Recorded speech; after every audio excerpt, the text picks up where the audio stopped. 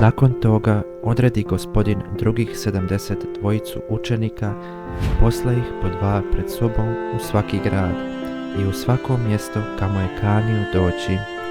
Govorio im je: žetva je velika, ali radnika malo.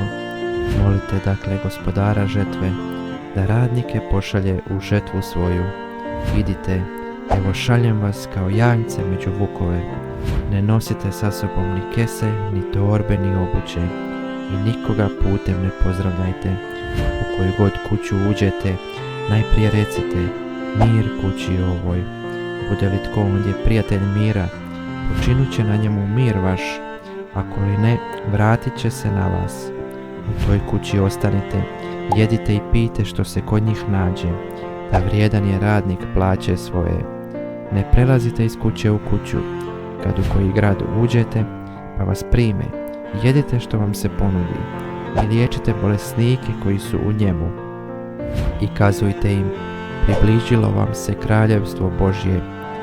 A kad u neki grad uđete pa vas ne prime, iziđite na njegove ulice i recite: i prašinu vašeg grada koja nam se nogu uhvatila, stresamo vam sa sebe.